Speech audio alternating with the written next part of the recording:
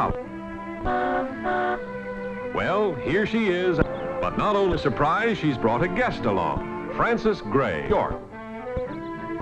Fond greetings, of course, as anyone greets their favorite only daughter.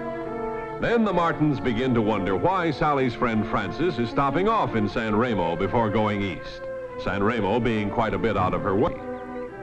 But they soon find out. Well, Mother and Dad, first I'll Franny say no. That ought to take 20 or 30 minutes.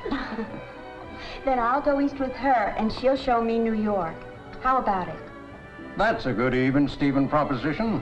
Mother, your daughter's a born bargainer. All the way to New York? Oh, gosh, Mrs. Martin, you make it sound like the end of the world.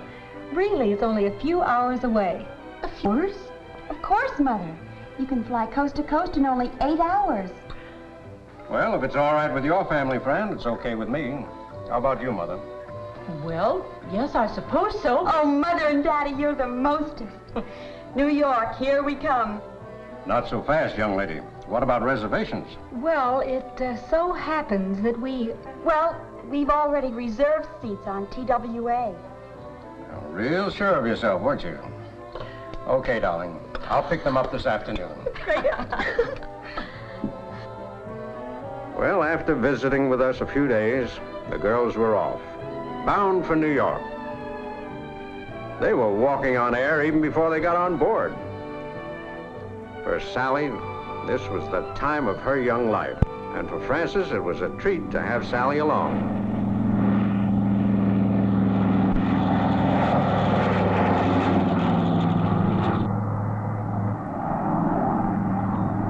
I remember the first time I took that trip by air, and I knew what it would mean to Sally. They told us all about it in postcards we received a couple of days later. All about the fun they were having, the thrill of being airborne by Constellation on a sky-high adventure over this great land of ours, wonderful sights to see way down below. The Grand Canyon, for instance, one of the 7 wonders of the world.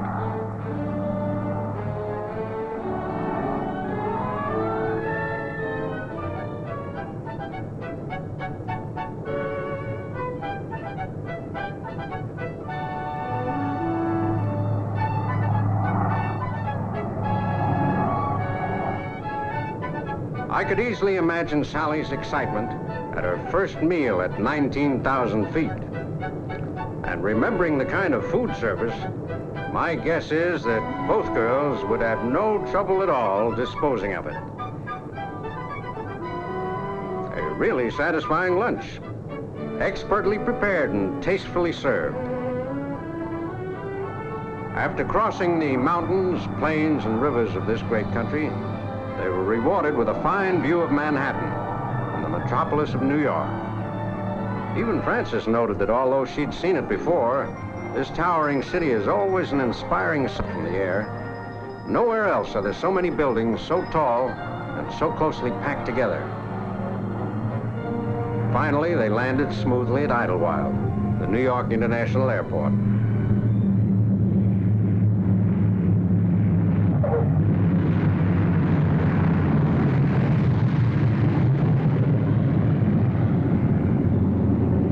Kid sisters can be something of a nuisance, like being met at the airport. I'm Fran's brother Bill, a one-man reception committee. And there they are, fresh out of the clouds. A 3,000-mile hop, and both look as fresh as a daisy.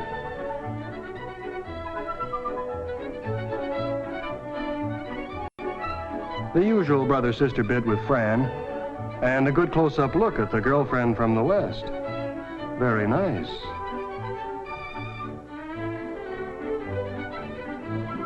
The first thing we did was drive out home.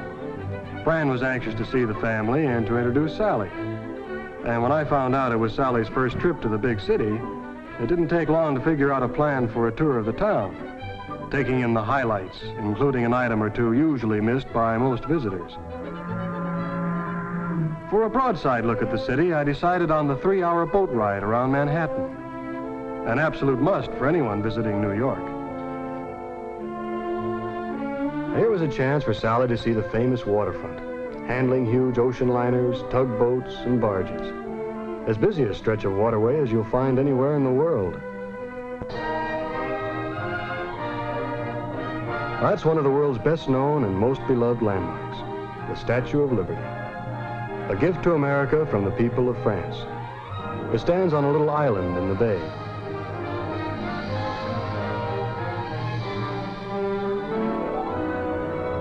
We're now at the tip of Manhattan, the Battery, where the original Dutch settlers first landed. Here is Castle Clinton, the ancient fort that is now dwarfed by towering skyscrapers. Scenes at the Museum of the City of New York show early days. Now here is Stone Street in 1659. And South Street under the towering sails of the famous clipper ships, the ships that raced from China with a harvest of tea. In 1792, the city's business leaders met under a buttonwood tree to found the New York Stock Exchange. Today, the exchange at Wall and Broad Streets stands on almost the exact spot at the center of the busy financial district. Here, where the Sub-Treasury building now stands, is where George Washington was inaugurated as first president of the United States. At the head of Wall Street stands Trinity Church, the first Protestant Episcopal parish in New York. The church was given a large tract of land by Queen Anne and became the richest parish in the country. The churchyard, said to be worth $25 million in real estate value, is the burial place of Robert Fulton, Alexander Hamilton, and other famous figures in American history.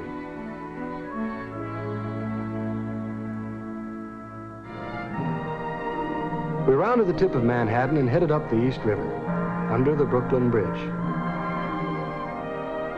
Sally was impressed with the Manhattan skyline along the East Side Drive, given new importance by that famous international landmark, the United Nations building. This is the headquarters of the organization comprising some 75 nations devoted to world peace. Along First Avenue fly the flags of the member nations, with more added as new nations join.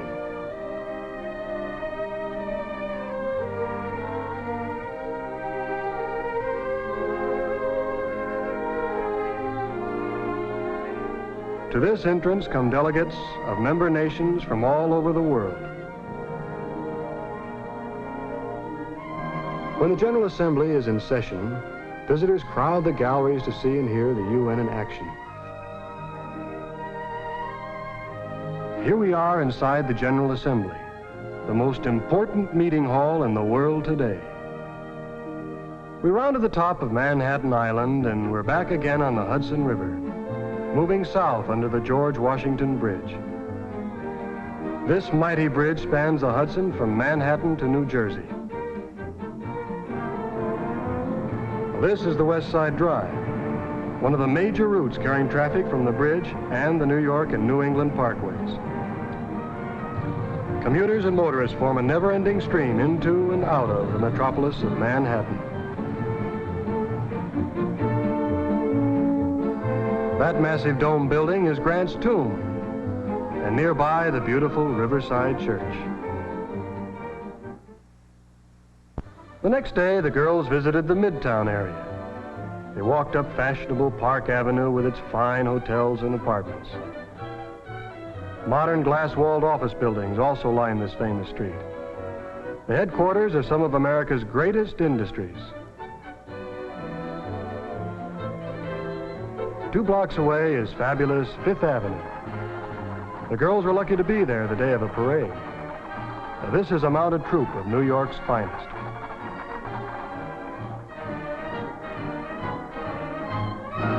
Along Fifth Avenue and on Lower Broadway is where heroes and visiting royalty are welcomed by the admiring city. As the bands play, the high school drill team does its rhythm dance in the street. Added enjoyment for New Yorker and visitor alike.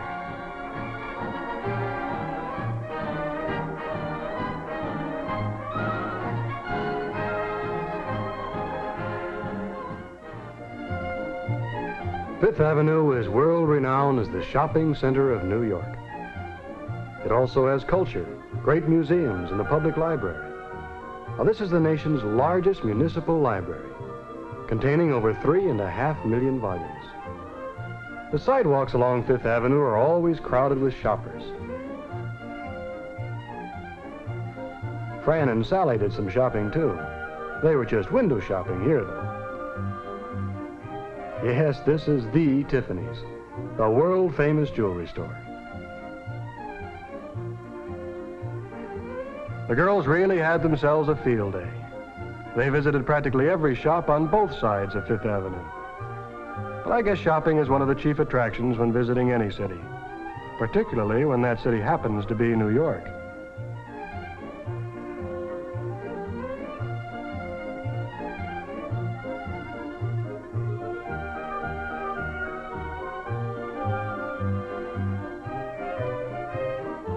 Here's an old friend from Greek mythology, Atlas, the strong man of the gods. Just as the book said, he's carrying the world on his shoulders. This is just one of the things that add character to the brick and stone of New York. Fran made sure that Sally saw Rockefeller Center, that city within a city.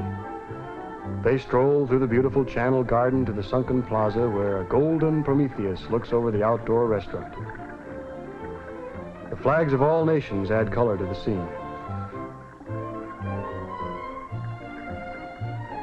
The restaurant was a good place to rest weary feet after their shopping tour. Sally was particularly impressed with what she called the delightful continental atmosphere. No, sir. San Remo was never like this.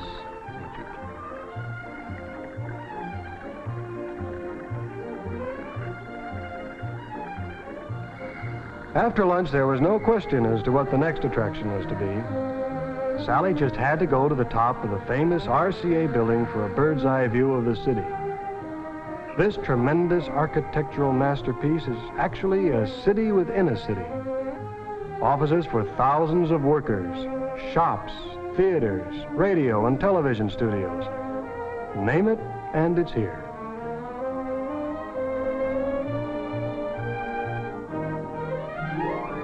"70 stories above the never-ending hustle of the city below, Sally and Fran were on the roof terrace, one of the city's most famous tourist attractions. One of the guides took over to point out and explain all about the highlights of mighty Manhattan sprawling endlessly below. From the street, New York is one thing. From up here, well, Sally used one of the telescopes to get an even better look.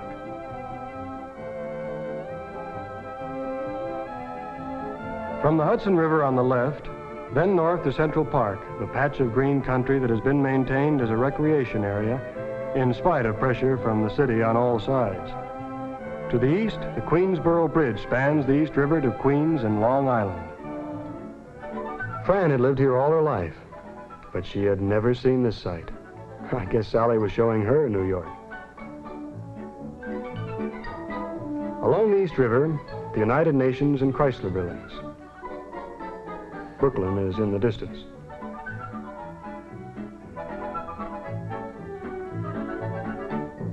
With the guide explaining the highlights, they completed the full circle when they saw the Empire State Building, tallest on Earth, over 1,400 feet above the street.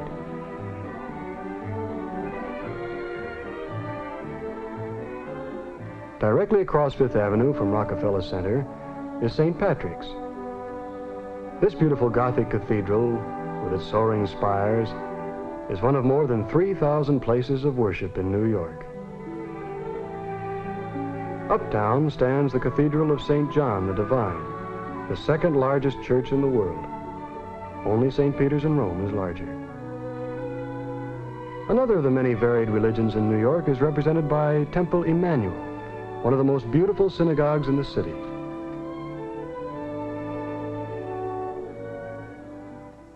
Mother, it's all so busy.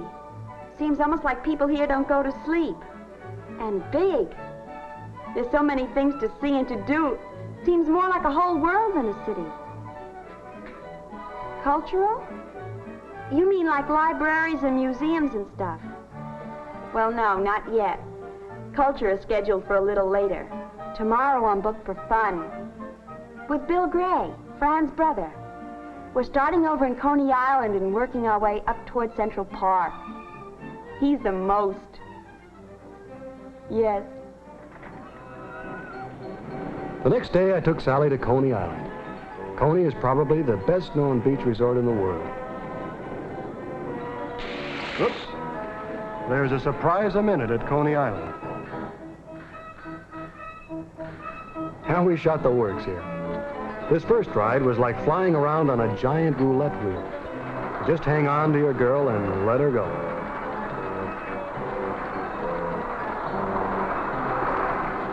Sally loved it. I can't say that I was unhappy about it either.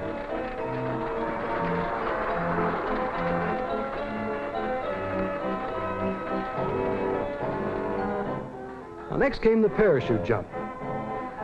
The chutes are hoisted to the top of a high tower and then gently float you back to Earth.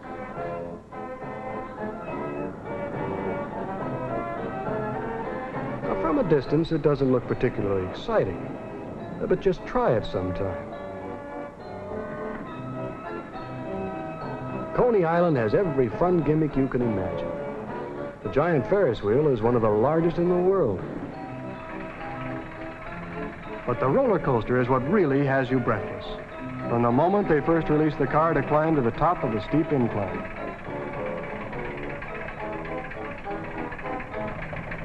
The higher you go up, the faster you come down.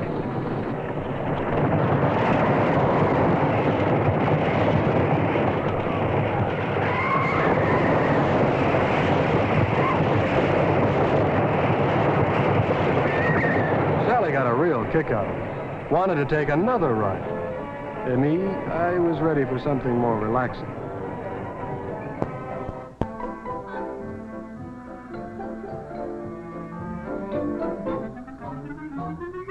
These horses and carriages, I think they call them Victorias, look a little incongruous on modern Fifth Avenue, but that's just one of the things that makes New York the interesting place that it is. What a contrast.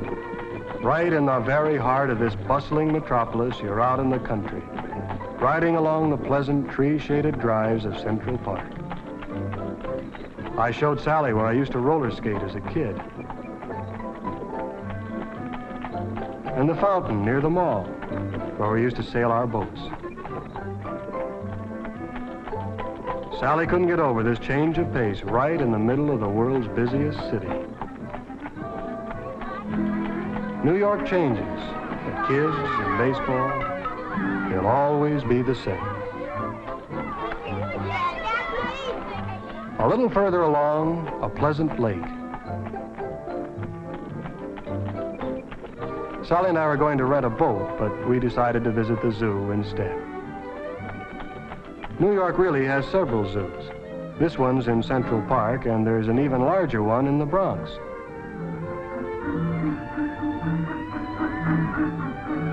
The apes and monkeys can always be counted on to act more human than people. And the polar bears just mope around waiting for the colder weather. Old Man Giraffe, the animal skyscraper, feels quite at home in this vertical city. He's always a big hit with zoo visitors.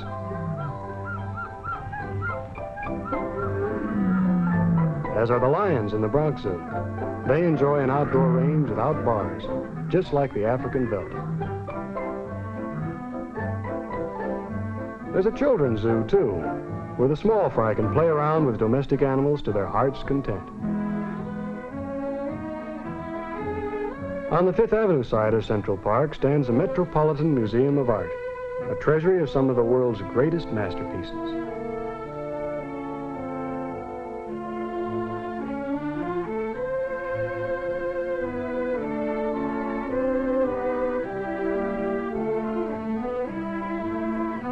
The Met is also famous for its fine collections of armor, sculpture, historic costumes, and Egyptian antiquities.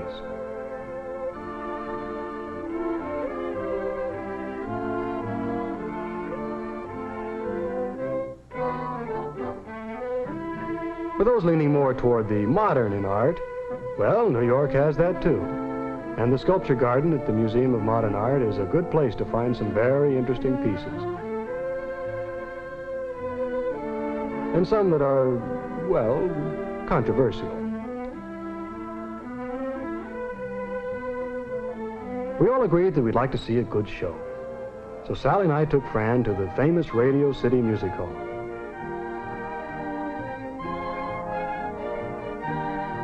Now, this is another superlative. The largest theater in the world. And the Rockettes put on a dancing performance unique in the world of the theater.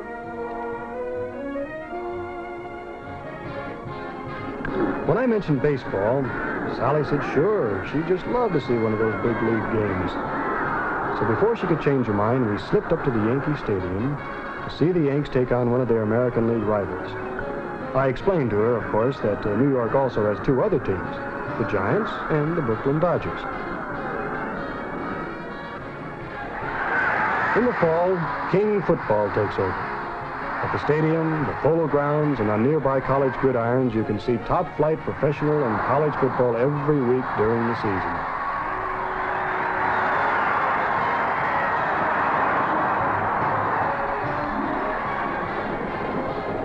Then we went to Belmont Park. I didn't have to explain the rules of this game to Sally. She had her form sheet out and had picked a winner before I could get to the ticket window.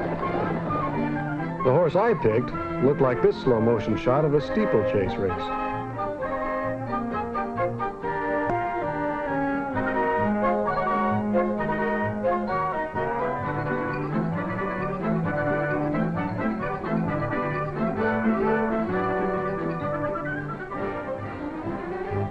In the winter, there's skating at the outdoor restaurant at Radio City. For indoors, the winter sports fans flock to Madison Square Garden for some big league hockey, the fastest game in the world. This is real rough sport.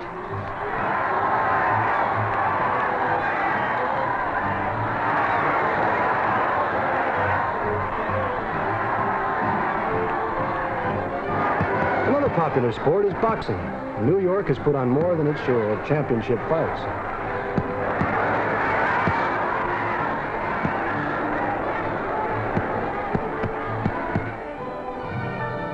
Finally, I took Sally down to the bright lights of Times Square. Now, here is something you can see nowhere else on the earth. 1 million flashing lights in the center of the glamorous theatrical district.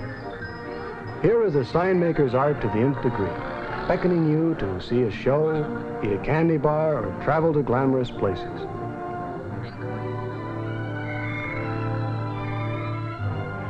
We were out on the town, so we took in the entertainment for which New York is so famous. We dined and danced. Big brassy nightclubs, little side street spots, swing music and hot. New York has them all.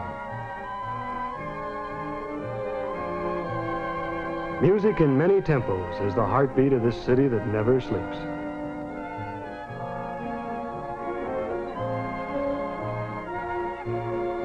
Then the shortest month on record came to an end, and we all drove Sally to the airport for a flight back home.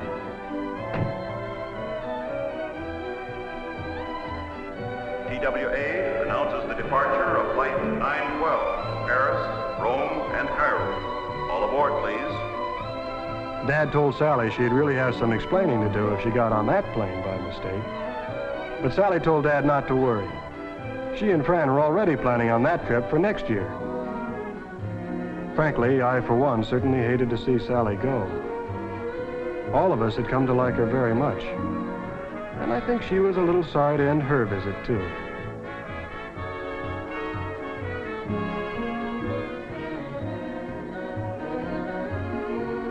While we watched Sally's plane taxi out from the terminal at International Airport, Fran was already planning her flight back to college. I got to thinking I might like to go west for a little while myself.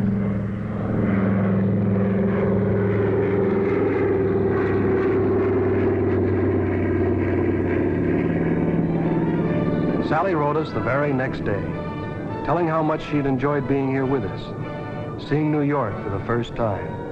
She told how she felt when she looked down on the Statue of Liberty as she flew west over lower Manhattan and the harbor. That was her last glimpse of the magnificent skyline of Manhattan. And as far as Sally was concerned, one of the real exciting wonders of the world.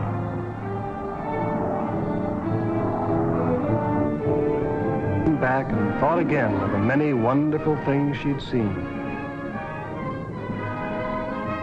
Brooklyn Bridge, cloud-piercing skyscrapers, the soaring towers of Rockefeller Center,